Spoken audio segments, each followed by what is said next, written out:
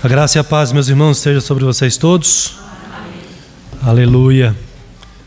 Eu brinquei com a minha esposa de manhã que nesse frio que estava hoje, só crente de verdade viria para a igreja, né? Então louvado seja Deus pela vida de vocês. Não que os outros não sejam.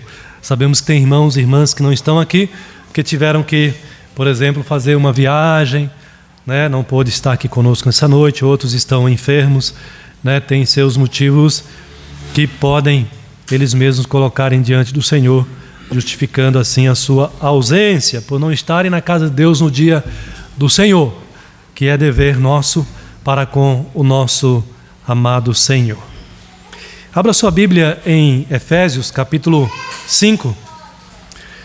Irei fazer leitura do 22 até o capítulo 6, versículo 4.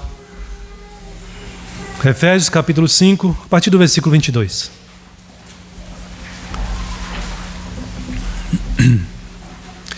Este mês de maio é um mês que a igreja está acostumada a relembrar e a celebrar a importância da família, né? Nós já fizemos isso com mais frequência num tempo passado remoto, não tão remoto assim, mas breve, né? Precisamos voltar a falar mais sobre a importância da família. Nós tivemos o nosso segundo encontro da família, que foi muito bom, graças a Deus, pudemos nos reunir ali no dia 1º de maio, né? Mas eu quero compartilhar com vocês hoje sobre esse ensinamento, não é? A importância que nós devemos nos atentar à importância da família. Será que Deus se preocupa com a família? Deus se preocupa com todas as coisas, né, que os seus filhos precisam. É claro que Deus, Ele não iria deixar de se preocupar com a família. E tanto Deus se preocupa e se preocupou com a família, que Ele mesmo estabeleceu um modelo, um parâmetro nesse texto aqui e em outros também, como Colossenses, por exemplo, que traz essa mesma ideia. Deus estabelece um parâmetro, um padrão de família para o seu povo, para os seus filhos. Um padrão, um modelo que deve ser seguido pelos seus filhos, pelos jovens da igreja que vão constituir famílias e pelas famílias já constituídas, ainda que com as dificuldades que encontram, mas devem se atentar ao modelo que Deus estabeleceu, porque Deus sabe o que é melhor para as nossas vidas. A sua vontade é boa, é perfeita e é agradável, como nos ensina a palavra do Senhor. Então acompanhe a leitura que eu farei desse texto sagrado de Efésios capítulo 5, a partir do versículo 22, que é um texto bem conhecido dos irmãos. Eu estou retomando essa mensagem aqui, que eu já havia compartilhado há um tempo passado, que eu acho que é oportuno mais uma vez. Então, acompanhem, meus irmãos, que o apóstolo Paulo fala a respeito desse padrão, desse modelo, começando pelas mulheres. Ele diz que as mulheres sejam submissas ao seu próprio marido, como ao Senhor, porque o marido é o cabeça da mulher, como também Cristo é o cabeça da igreja, sendo este mesmo o salvador do corpo. Como, porém, a igreja está sujeita a Cristo, assim também as mulheres sejam em tudo submissas ao marido. Marido, amai vossa mulher, como também Cristo amou a igreja, e assim mesmo se entregou por ela, para que a santificasse, tendo-a purificada por meio da lavagem de água pela palavra, para apresentar a si mesmo igreja gloriosa, sem mácula, nem ruga, nem coisa semelhante, porém santa e sem defeito. Assim também os maridos devem amar a sua mulher como ao próprio corpo. Quem ama a esposa, a si mesmo se ama. Porque ninguém jamais odiou a própria carne, antes a alimenta e dela cuida, como também Cristo o faz com a igreja. Porque somos membros do seu corpo. Eis porque deixará o homem a seu pai e a sua mãe, e se unirá à sua mulher, e se tornarão os dois uma só carne. Grande é esse mistério, mas eu me refiro a Cristo e à igreja. Não obstante, cada um de per si também ame a própria esposa, como a si mesmo, e a esposa respeite ao marido. Filhos, obedecei a vossos pais no Senhor, pois isto é justo.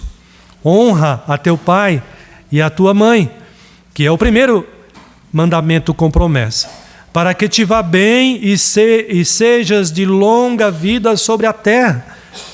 E vós, pais, não provoquei vossos filhos a ira, mas criai-os na disciplina e na admoestação do Senhor. Que Deus abençoe a leitura lida da sua palavra e também a exposição dessa breve mensagem nesta noite aqui, meus queridos irmãos. Muito bem, eu quero falar para vocês nesta noite, com base nesse texto aqui, meus queridos, é que a família cristã, ela se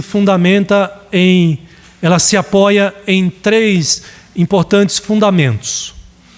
Há 3 fundamentos sobre o qual a família cristã deve se estruturar, deve se embasar, tá bom? Quais são esses 3 fundamentos, pastor? Eu já adianto para os irmãos aqui que está aí no texto, inclusive. Eu resumo em 3 palavras.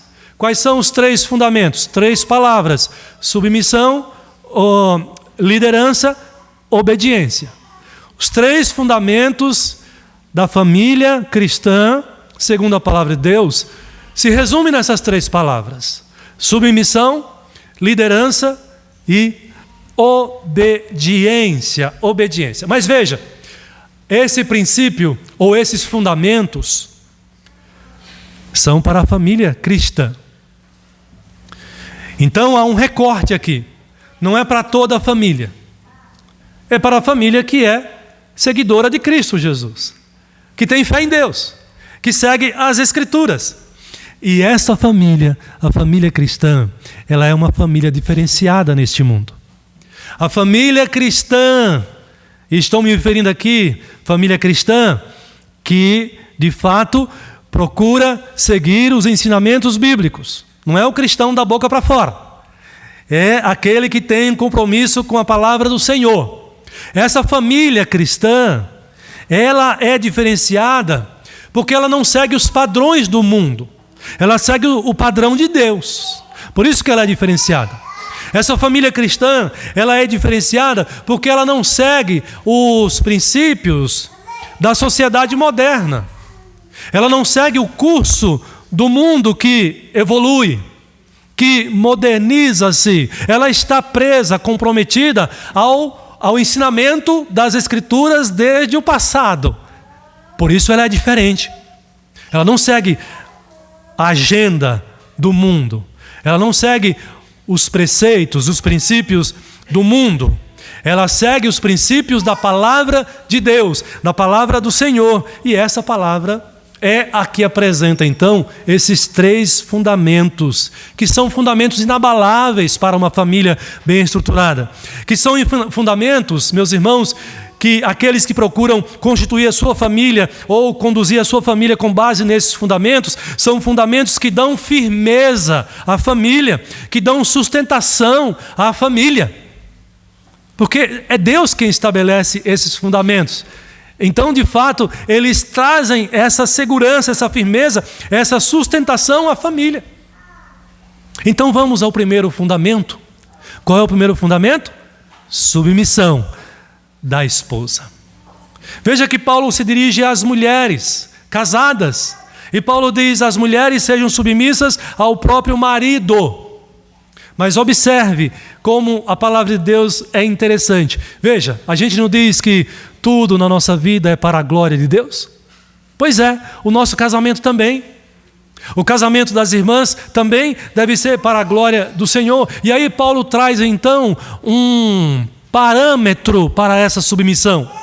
Não é qualquer submissão. Ela está fundamentada em um parâmetro aqui. Paulo diz assim: sejam submissas ao próprio marido como ao Senhor. Isso aqui é interessante da gente analisar, da gente entender e da gente guardar em nosso coração. Sede mulheres casadas submissas ao seu marido como ao Senhor. E aí é interessante porque ele continua fazendo esta relação. Ele vai dizer que assim como o marido é o cabeça da mulher, ele vai relacionar que Cristo é o cabeça da igreja. Ele faz essa relação também. Mas aí ele para aí. Porque o próximo assunto não cabe ao homem. Ele não tem condição de fazer isso. Mas o Senhor tem, porque Ele vai dizer que assim como o homem é o cabeça da mulher, também Cristo é o cabeça da igreja. Sendo este Cristo, e só Ele, não mais o homem agora, ele para aqui a comparação, sendo este mesmo o Salvador do corpo. Então veja que no final das contas, meus irmãos, Paulo está dizendo que a mulher deve ser submissa ao seu marido, e quando ela faz isso, ela está dando uma demonstração de que ela reconhece a soberania, o senhorio do próprio Cristo sobre a sua vida. Ao se sujeitar, ao se submeter à autoridade do seu marido, ela está fazendo isso em submissão à autoridade que ela reconhece que Jesus tem sobre a vida dela, porque é esse o ensinamento do apóstolo Paulo aqui. Se sujeite, seja submissa ao seu marido como ao Senhor. Agora veja, o mundo não admite esse princípio. O nosso mundo, a nossa sociedade reprova esse princípio. O movimento feminista o abomina veementemente esse tipo de princípio. Porque o movimento feminista vai dizer que o problema nos relacionamentos está no homem. Mas quando se estuda um pouquinho a palavra do Senhor, nós vamos entender que o problema está no pecado, que está no coração do homem, que está no coração da mulher, que envolve a todos e afeta a todos. É verdade.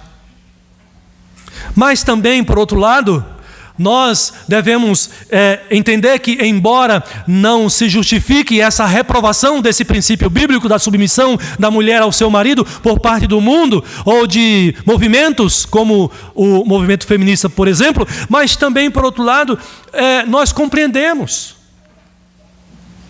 que, de certa maneira, é justificável essa reação, é compreensível essa reação, porque na verdade, as mulheres, de maneira geral, têm sido vítima de homens truculentos, machistas, de sociedades também machistas, pecaminosa, o machismo pecaminoso, que tem feito das mulheres muitas vítimas.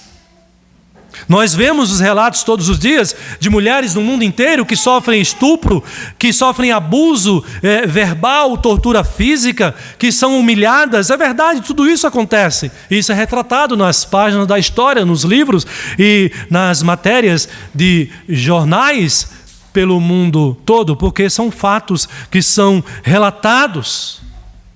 É compreensível essa reação, embora isso aconteça. E embora haja uma sociedade, uma cultura machista e haja esse tipo de coisa, meus irmãos, mas por outro lado também, esse princípio não pode ser ignorado. Esse princípio não pode ser rejeitado, principalmente pelo povo de Deus, pelas irmãs, pelas mulheres, pelas as filhas de Deus e pelas famílias cristãs. Porque esse é o princípio que Deus estabelece para o bom funcionamento, a boa ordem, a boa vivência da família no lar, começando por esse princípio da submissão da mulher ao seu marido. E quando ela faz isso, como eu já disse, aliás é Paulo que diz isso, ela está reconhecendo o senhorio de Cristo sobre a sua própria vida. E essa deve ser a motivação principal. A motivação jamais deve ser se ele merece ou não, se ele é ou não um bom marido. Mas a motivação principal é Cristo Jesus sendo o Senhor da minha vida. Essa é a motivação principal. John Piper, quanto a essa questão da submissão, ele vai dizer alguma coisa que é interessante nesse sentido. Ele vai dizer que submissão, o que é submissão? É o chamado divino para uma esposa honrar e afirmar a liderança do seu marido. Veja, John Piper está dizendo que submissão, então, é um chamado divino. A submissão da esposa é uma ordenança divina. para que ela reconheça, para que ela honre, para que ela afirme a liderança do seu marido e mais, ajude o seu marido a executá-la, a desenvolver a sua liderança, porque tem muitos maridos, tem muitos esposos que têm dificuldade de ser líder na sua própria casa.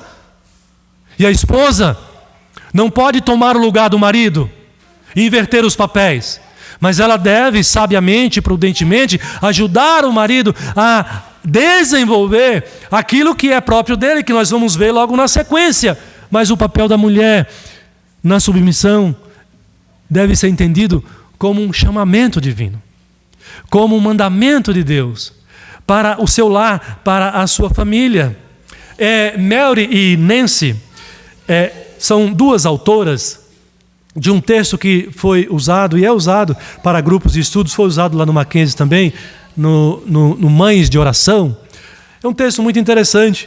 Elas vão dizer a respeito disso uma frase também muito interessante. Assim, e aqui são duas mulheres autoras, irmãs.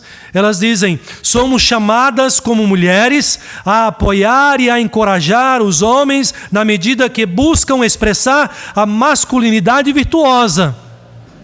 Veja, somos chamadas a apoiar, a ajudar, a reconhecer, a desenvolver, a expressar uma masculinidade virtuosa. Ela não está falando uma masculinidade machista, truculenta. Aliás, queridos, esses princípios aqui é para o lar cristão, é para os cristãos. Então, elas dizem: e a honrar e a apoiar a liderança masculina ordenada por Deus no lar e também na igreja. Então a submissão é vista por esses autores aqui, e de fato é assim que a Bíblia apresenta, como um chamamento de Deus, como também uma ordenança da parte do Senhor. E aliás, o texto aqui é um verbo nesse sentido, quando Paulo diz: quanto às mulheres, sejam submissas. Para a mulher cristã, então, é um mandamento, não é uma opção, é uma ordenança, é um chamamento a reconhecer a autoridade do seu marido e a apoiar. E se ele tem dificuldade, se ele não é um bom líder, como uma irmã sábia, madura, crente, buscar em Deus a direção, em oração, buscar na palavra o conhecimento, o entendimento, para ajudar o seu marido a crescer, a desenvolver na sua liderança, para também abençoar o seu lar cada dia mais. Então, irmãos, dizem essas duas irmãs, quando aceitamos com humildade a liderança masculina em nossos lares e igrejas, olha o princípio bíblico aí, ela vai dizer: demonstramos submissão e autoridade que reflete a submissão de Cristo a Deus. Aqui há um ponto interessante. Quando a Bíblia se preocupa em falar desse fundamento para o lar, para a família, do casamento, a Bíblia fala sobre o casamento, não é? Para nós, é interessante porque há uma motivação especial por trás disso. Quando a Bíblia se propõe a falar sobre a relação conjugal, o casamento e as relações que há no casamento, é para demonstrar a relação que há entre Cristo e a sua igreja. Ou seja, olha a missão do casamento, olha a missão da família. A família cristã, do ponto de vista bíblico, e Deus preparou para isto, ela deve se estruturar de tal maneira, quando ela segue os princípios de Deus, quando ela segue os fundamentos do Senhor, ela deve funcionar de tal maneira que ela represente a submissão da esposa, a liderança do esposo, essa relação familiar, represente a relação de Cristo com a igreja, a submissão da igreja, a liderança, a autoridade de Cristo sobre a sua amada igreja. Olha que missão extraordinária, olha que missão grandiosa que Deus chama você a aplicar na sua família, no seu casamento, no seu lar, apontando para a relação de Cristo com a igreja, da igreja com Cristo, nessa relação da esposa com o marido e do marido com a própria esposa. Muito bem. Ou seja, a mulher cristã então reconhece que o seu marido é o líder sobre si, e a ele então ela se submete porque ela reconhece a liderança de Deus, do Senhor Jesus, sobre a sua própria vida. Mas alguém pode pensar e dizer: mas pastor, o meu marido não é crente. A minha esposa não é crente. Como eu faço? Sim, há uma dificuldade aí, nós reconhecemos. Por quê? A dificuldade é justamente porque está fora do padrão estabelecido por Deus. Porque o padrão foi quebrado. Mas há uma boa notícia: ainda assim é possível Deus ser glorificado neste lar, nessa família. Porque Paulo vai dizer, neste caso, que o marido incrédulo, ou a mulher incrédula, a gente também pode aplicar assim, é santificado pelo convívio com o crente ou com a crente. O que ele quer dizer com isso, meu querido irmão, minha querida irmã? É que ainda que você tenha essa luta, porque você não tem um cônjuge ou uma cônjuge que é convertida, que é santificada, mas Paulo está dizendo assim: olha, o seu casamento ainda pode ser abençoado, não por causa dele, mas por causa de você, não por causa dela que não tem o temor de Deus, mas por causa de você que tem o temor de Deus. Por isso Paulo diz lá em 1 Coríntios: porque o marido incrédulo é santificado no convívio com a esposa crédula, crente. E a esposa incrédula é santificada no convívio do marido crente. Paulo traz as duas realidades aqui. Então, ainda que seja só uma parte que está fazendo parte da aliança, que assumiu o compromisso com Deus, a família ainda assim pode ser abençoada através de você, através da sua vida, que tem um temor a Deus, que ama o Senhor, que é serva, que é servo do Senhor, e que pode levar a bênção, pode levar a santificação, pode levar a presença do Senhor para o teu lar, para a tua família, para a tua casa, que aliás deve ser assim, naturalmente, porque se temos o Espírito Santo, onde quer que nós estejamos, o Espírito Santo atua, opera, abençoa, corrige, edifica. Por isso, então, não há impossibilidade do crente ser alcançado também por esse fundamento, por esta importante bênção do Senhor. Mas alguém pode dizer também: pastor, mas eu não sou casada, eu sou solteira. Ainda assim, que seja solteira, que seja solteiro, né? No caso da mulher aqui, o mesmo princípio se aplica, não é? Agora de maneira diferente, porque não é casada. Mas na vida de solteira, também você demonstra o seu relacionamento com Cristo, através da sua conduta. E mais, aqui tem um detalhe interessante, que também se aplica ao solteiro e à solteira. A solteira está casada com Cristo. O solteiro está casado com Cristo, assim como o casal também está unido a Cristo Jesus. E nessa relação do irmão da irmã solteira, está indo além, apontando para um relacionamento que vai além do relacionamento de casado. O relacionamento do casamento é um relacionamento temporal, pertence a esta vida. Mas o solteiro que é unido ao Senhor, a solteira que tem compromisso com Deus, está representando esta união que é eterna, para além do casamento que é temporal. Então, dessa forma também, a vida do solteiro também glorifica a Deus e demonstra também, retrata também desta maneira a união de Cristo com a igreja, nesse sentido, demonstrando que ela está unida ao próprio Senhor Jesus Cristo. Mas Paulo então fala para a esposa diretamente. Esse é o primeiro fundamento, o fundamento de que a esposa deve ser submissa ao esposo e que, portanto, deve reconhecer a sua liderança como sendo a liderança, reconhecendo a liderança do próprio Cristo sobre a sua vida também. Mas há um segundo fundamento, que eu já adiantei para vocês aqui, e agora se aplica aos homens, de maneira bem objetiva. Paulo, no versículo 25, ele se volta aos homens e diz: marido, amai vossa mulher, como também Cristo amou a igreja. É o princípio da liderança. Mas veja que a liderança que os homens, que os casados devem desenvolver no seu lar, na sua família, não é qualquer tipo de liderança. Veja que o princípio estabelecido aqui é uma liderança com base no amor. Amai vossa mulher, como Cristo amou a vossa igreja. De novo, Paulo traz a retratação de Cristo e a igreja, a relação de Cristo com a igreja e da igreja com Cristo. E como Cristo amou a sua igreja? Qual foi o tamanho do amor de Cristo pela sua igreja? Ou qual é o tamanho do amor de Cristo pela sua igreja? É infinito, é eterno, é incondicional, é perfeito. Veja que missão é dada aos homens. Assim como para as mulheres a submissão é um chamamento, é uma ordenança, para os homens também, amar a esposa, desenvolver uma liderança amorosa, também é uma ordenança, também é um chamamento que nós só temos condição de fazer em Cristo Jesus, porque por nós mesmos não conseguimos fazer.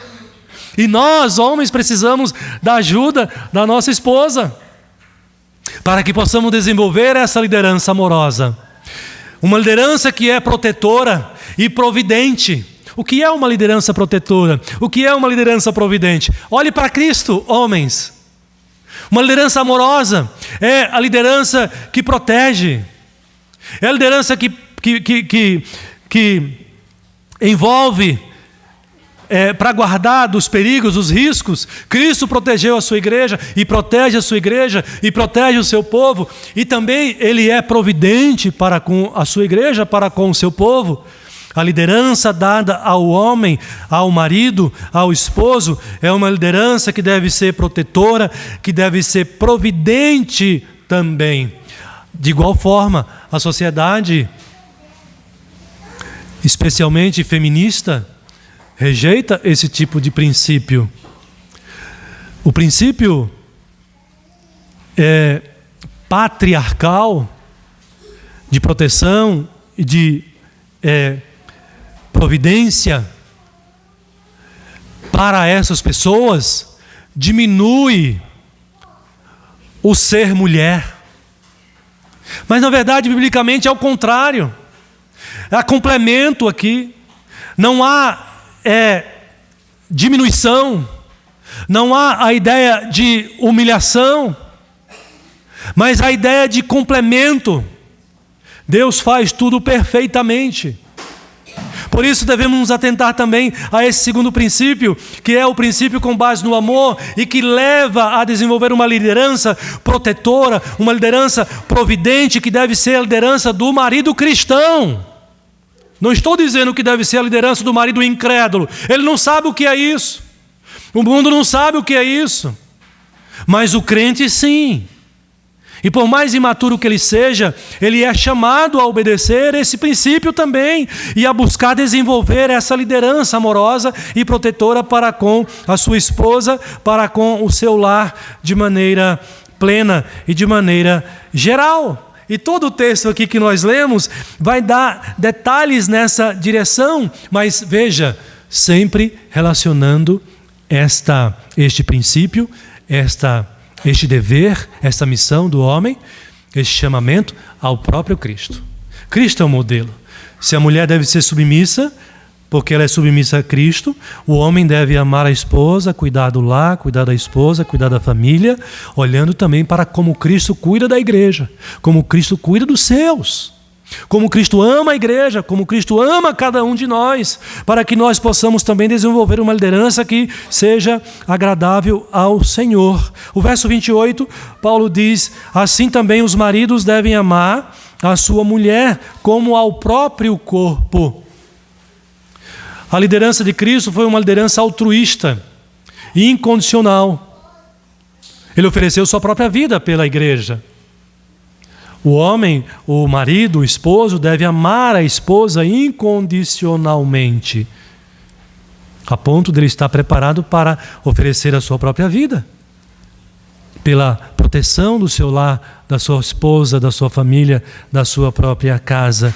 E se não é assim, por que Paulo vai dizer na sequência do versículo 28? Quem ama a esposa a si mesmo se ama, Porque ninguém jamais odiou a própria carne, antes a alimenta e dela cuida, como também Cristo o faz com a igreja. Repara que Paulo vai comparando Cristo e a igreja. O marido, o líder, Cristo e a igreja. Pastor, como é que eu posso desenvolver uma liderança que agrada a Deus? Olhe para Cristo, para a liderança de Cristo com a igreja. É isso que Paulo está chamando aqui a nossa atenção. Assim como também Cristo o faz com a igreja, porque somos membros do seu corpo. É por isso que o homem deixa o pai e mãe, se une à sua esposa e se tornarão os dois uma só carne. De novo, me permitam citar John Piper. John Piper é um autor muito conhecido, os livros dele são livros bem lidos, né, Wendell? Eu sei que você gosta do John Piper, ou não? Né? São livros bem interessantes, tem alguns que eu tenho lido já. Ele vai dizer o seguinte com respeito à liderança do homem agora. Liderança é o chamado divino para o marido. De novo, se para a mulher a submissão é um chamado divino, pastor, não tem opção não? Não, se é chamado, é ordenança.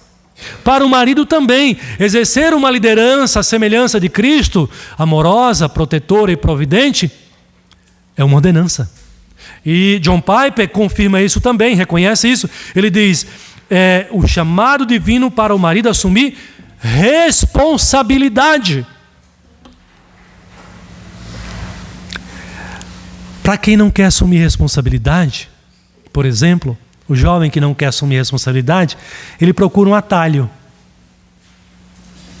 né? Ao invés de ir para o cartório, ao invés de dar entrada lá nos papéis, como comumente a gente diz, né? Ou dar entrada nos papéis, ao invés de pagar lá a taxa que tem que pagar, levar as testemunhas, assinar o contrato de casamento, se é crente, né? Fazer a cerimônia religiosa, esse é o caminho certo. Mas o sujeito ou as pessoas que não querem assumir a responsabilidade que um casamento traz, por exemplo, a partir da sua própria constituição, tomam um atalho. Então não vamos nos casar no cartório, vamos morar juntos, pronto. A vida é nossa, a gente resolve. Esse não é o padrão que Deus estabelece aqui. Então, veja que nesse sentido, para o homem que tem família, ou que quer construir uma família, John Piper lembra, a liderança é uma responsabilidade que Deus atribui ao homem, uma responsabilidade primária, por direcionamento de servo, ou seja, como servo, você vai servir a sua família, você vai servir a sua esposa como líder. Assim como Cristo serviu, assim como Cristo protegeu e assim como Cristo alimentou e supriu a igreja, assim você, marido, esposo, deve servir a esposa, proteger e prover o seu lar, a sua família, olhando sempre para Jesus Cristo. Veja que aqui é um papel de liderança. Mas ser líder não é um passe livre para fazer o que quer. Nós já pontuamos aqui que é uma responsabilidade. E nesse caso, o líder cristão, o marido, o esposo, nesse caso aqui, nós devemos olhar para a Bíblia, que diz que ter autoridade significa ter maior responsabilidade. Ter mais autoridade não significa liberdade para fazer o que quiser. Não é uma exibição de poder. Mulher, aqui quem manda sou eu. Não é esse o ensinamento, não é esse o fundamento bíblico aqui, o segundo fundamento que eu estou tratando com os irmãos. Então, um ponto aqui é que o casamento, para nós homens, líderes do lar, devemos entender essa relação de liderança e de submissão da esposa à nossa liderança, olhando de novo para a relação de Cristo com a própria igreja. Cristo veio como o Senhor, mas Ele foi o servo. Ele veio servir a igreja, embora continue sendo o Senhor. Ele veio providenciar a salvação para a perdição da igreja, do povo, embora Ele seja o líder da igreja. Então, meus irmãos, o segundo fundamento, nós devemos desenvolver uma liderança com base no amor. Mas pastor, por que eu tenho que desenvolver a liderança? Porque você foi, veja que interessante, você foi criado por Deus para isso, como homem. O homem é o líder. E veja que, por exemplo, aqui nos textos que nós lemos, nesse texto que nós lemos aqui, e em outros textos que falam sobre isso também, o texto não diz assim, que você vai constituir uma família para que você seja um líder da família. Não, é porque você é o líder. Então, a ideia aqui é que Deus nos fez líder como homens. Porque o homem, como diz o apóstolo Paulo, ele não é que ele vai ser depois, quando ele estiver mais maduro. Ele, pelo fato de ele ser homem, ele é o cabeça da mulher. Então, esse é o ponto. Portanto, nós devemos desenvolver essa liderança com base no temor do Senhor. Sim, precisamos desenvolvê-la. Mas, em princípio, você é o líder, não a sua mulher, não a sua esposa. Pastor, por que eu tenho que desenvolver essa liderança? E como eu devo desenvolver essa liderança? Essa liderança deve ser de tal forma que você consiga influenciar aqueles que estão à sua volta. Não só a esposa, mas também os seus filhos como pai. Você ter a capacidade de, pela maneira como você desenvolve a sua liderança, você influenciar. Claro que para o que agrada ao Senhor, não para o mal. Mas você desenvolver a sua liderança, e é responsabilidade minha e sua, como cabeça do lar. Nós somos o sacerdote no lar. Nós somos responsáveis por trazer a nossa família para os pés do Senhor cada dia mais. E aqui para nós pais, temos a missão de criar os nossos filhos juntamente com a nossa esposa no caminho do Senhor. E isso envolve uma liderança firme. Isso envolve uma convicção de vida com Deus. Isso envolve um compromisso. Como eu estou criando os meus filhos? Como eu estou desenvolvendo o meu lar na espiritualidade do meu lar e da minha casa? E veja, aqui eu quero abrir um parênteses e dizer o seguinte: pastor, mas eu sou a mulher na minha casa. E você é a crente. Com muita sabedoria e com muito jeito, você pode buscar em Deus o caminho para também desenvolver uma boa espiritualidade no seu lar.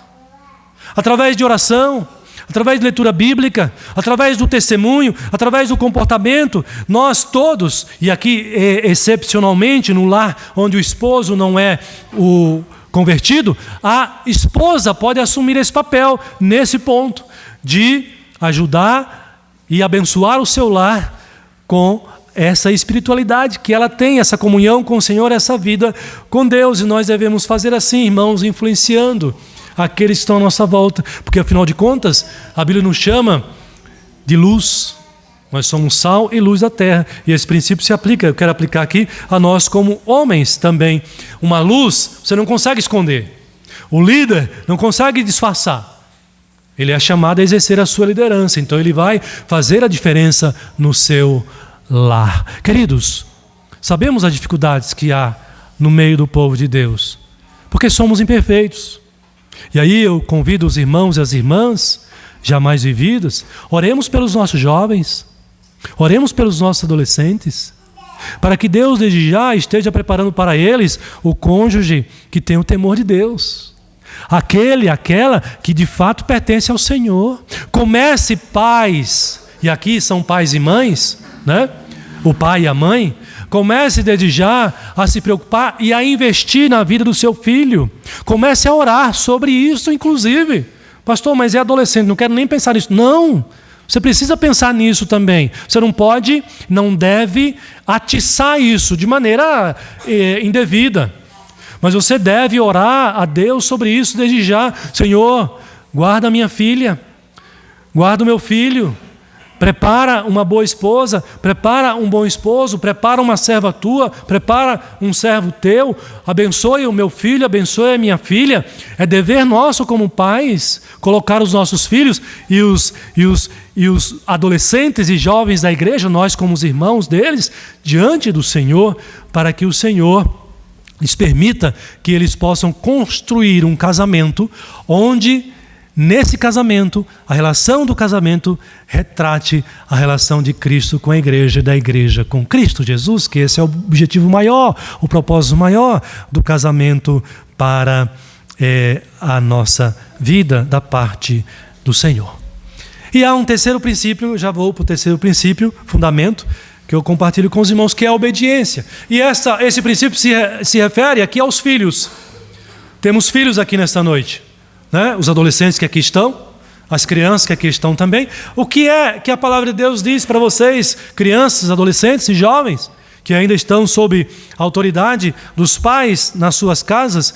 Ele diz no versículo 1 do capítulo 6, filhos, obedecei aos vossos pais no Senhor. Aqui, crianças, adolescentes e jovens, vocês são crentes, não são? Vocês creem em Deus, não creem? Vocês têm o temor a Deus, não têm? Vocês creem em Jesus, não creem? Tudo que vocês fazem não é para a glória de Deus, não deve ser para a glória de Deus. Desde pequenininhos até a Isadorinha ali, não é Isadora? Desde a Isadora, ou os mais menores ainda, devemos ensiná-los e criá-los assim, com esse propósito. A vida de vocês, desde já, é para a glória de Deus, tudo que vocês fazem. E aí vocês têm o papai e a mamãe de vocês. É mandamento da parte de Deus, viu, adolescentes, crianças e jovens, a obediência aos pais. A obediência aos pais é o terceiro fundamento para a família projetada por Deus. Porque onde você tem um lar, onde os filhos são rebeldes, desobedientes, o filho rebelde e desobediente não está retratando a relação de Cristo com a igreja. Não está retratando a relação da igreja amorosa e submissa a Cristo.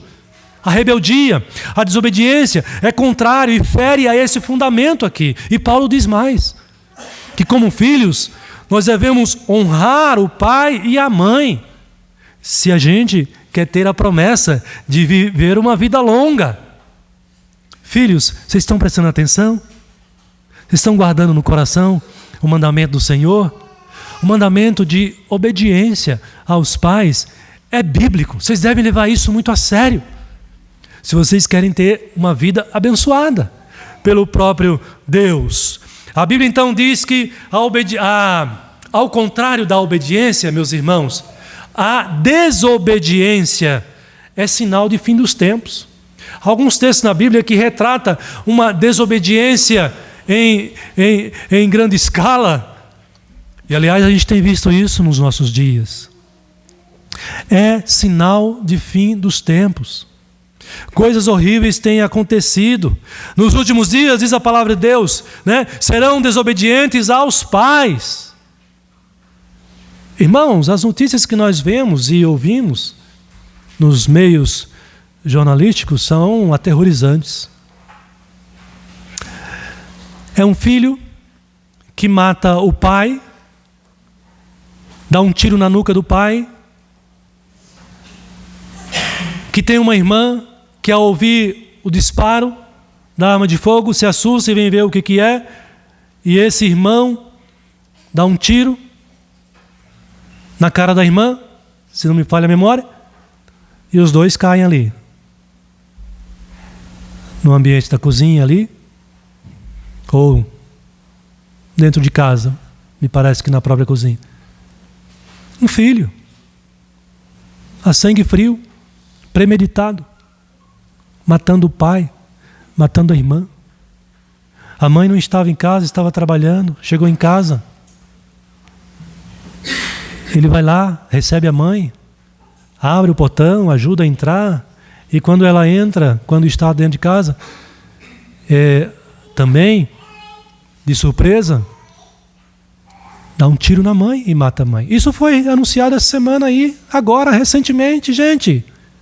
Fim dos tempos, sinal de desobediência, de rebelião. Recentemente, logo na sequência, outro caso também se repetiu. Adolescente. Você está arrependido? Não, faria tudo de novo. A Bíblia está dizendo que quando não há obediência e há a desobediência, isso pode ser sinal de fim dos tempos, os últimos dias. E veja, muitos pais e muitos educadores olham agora para esse princípio bíblico, ele diz assim: imagina, isso é coisa dos nossos avós. Deem mais liberdade para os filhos.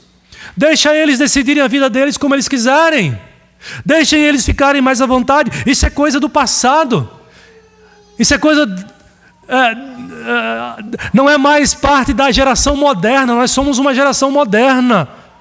As nossas crianças podem decidir o que elas quiserem, ser, inclusive, mudança de sexo. Que mundo nós estamos vivendo? Os nossos dias estão terríveis, meus irmãos. A obediência aos pais é algo justo, diz o texto. O texto está dizendo isso. É justo no Senhor, filho, filha, que você obedeça a seu pai, obedeça a sua mãe. E quando você obedece ao seu pai, obedece à sua mãe, se você diz que crê em Deus, aliás, eu pergunto para as crianças e adolescentes e jovens que estão aqui, vocês estão aqui por quê? Os adolescentes já precisam ter essa maturidade, essa consciência cristã, desenvolver esse compromisso com Deus. Vocês estão aqui por quê? Vocês vêm para a igreja por quê? Crianças, pré-adolescentes, adolescentes, vocês vêm para a igreja por quê? Pastor, eu venho porque minha mãe me traz. Eu nem queria vir, mas estou aqui porque minha mãe me traz. Você precisa ter a consciência da sua relação com Deus, da sua união com Deus. Você está fazendo o que na igreja? Você está fazendo o que quando você vai para a escola? Qual é o referencial para você? O que há de mais importante para você? O que determina as suas decisões? Então precisamos tomar consciência disso. Por que eu estou dizendo isso? Porque se você leva a Deus a sério, se você é obediente a Deus, você também vai ser obediente a seu pai e a sua mãe. Porque Paulo está dizendo aqui que esse fundamento também, mais um, o terceiro, ele relaciona também com o Senhor, com o teu compromisso, a tua vida com o Senhor. Por isso ele diz que nós devemos obedecer aos pais também no Senhor, e isso é justo no Senhor. Então quando teu pai e a tua mãe for corrigir você, disciplinar você, entenda que essa correção também vem como autoridade da parte de Deus. Se submeta à correção, se submeta à disciplina, e o pai precisa tomar cuidado para não extrapolar na sua disciplina, na sua correção, porque isso também é mandamento bíblico. Nós devemos disciplinar e corrigir quando necessário? Sim, isso é mandamento bíblico. É a Bíblia que ensina isso e nós cremos na Bíblia. Nós obedecemos a palavra do Senhor. Mas não de maneira descontrolada, agressiva, dentro do seu limite, porque isso também se faz necessário. Veja que o provérbio vai dizer isso. Castiga teu filho enquanto há esperança, pai. Ele é pequenininho, você fala, ele teima, você fala de novo, ele teima. Precisa corrigir. Ainda há esperança dele ser corrigido. E aí, Salomão diz: mas não te excedas a ponto de machucá-lo. E é interessante, irmãos, como as crianças, nossos filhos, clamam pela disciplina, pela correção, quando feita como a Bíblia manda, né? Biblicamente. Veja, muitas vezes os pais são os responsáveis pela rebelião e desobediência dos filhos, pela criação que muitas vezes os pais dão aos filhos, não se atentam aos mandamentos do Senhor, não se atenta à disciplina que deve ser aplicada e exercida. Mas eu tenho dó de corrigi-lo, tenho dó de discipliná-lo. Mesmo com dó, mas você precisa obedecer à palavra do Senhor. Corrige enquanto é tempo, diz a palavra do Senhor. E o filho, quando bem corrigido, a filha, quando bem corrigida, dificilmente, a não ser que ele seja muito rebelde, dificilmente ele vai se voltar contra esse pai, contra essa mãe. Pelo contrário, aí é que ele vai amar mais você, pai e mãe, porque ele entende, sabe que está sendo corrigido porque ele precisa. Aqui, meus queridos irmãos, envolve e fortalece essa disposição dos filhos serem obedientes aos pais. Quando filhos, os pais não são pais firmes, pais que cumprem a vontade de Deus, que aplicam com zelo a correção e a disciplina, mas que são pais moles, né? Entre aspas aqui o termo moles, negligentes na disciplina e na correção, favorece a rebeldia, a desobediência. Então uma coisa precisa caminhar em paralelo com a outra também, mas o mandamento é para os filhos, como foi para a mulher, como foi para o marido e agora para os filhos. Esse é o modelo que Deus estabelece. E certamente qualquer jovem, qualquer casal jovem que firma um casamento e que desenvolve um casamento firmado nesses 3 princípios, certamente será uma família bem estruturada, bem equilibrada. Uma família onde irá retratar o amor de Cristo para com a igreja e a submissão da igreja para com o Senhor Jesus Cristo, que é o propósito do casamento que Deus estabeleceu neste mundo aqui. Que Deus fortaleça as nossas famílias, que Deus fortaleça a liderança dos irmãos, maridos, esposos, que Deus dê a sensibilidade, a sabedoria, a coragem, a humildade às irmãs, às esposas, a paciência para a submissão ao esposo. E aqui é claro, entendendo a dificuldade, essa submissão ela tem um limite, não é porque ele é seu marido que você vai se sujeitar a aquelas vontades que ferem a palavra de Deus. Não! Nisso você deve resistir, mas com muita sabedoria, procure se submeter à liderança do seu esposo, do seu marido e aos filhos. Sejam obedientes aos pais. Honre seu pai, honre a sua mãe. Isso é bênção na vida de vocês. Que Deus assim abençoe a nossa igreja. Amém.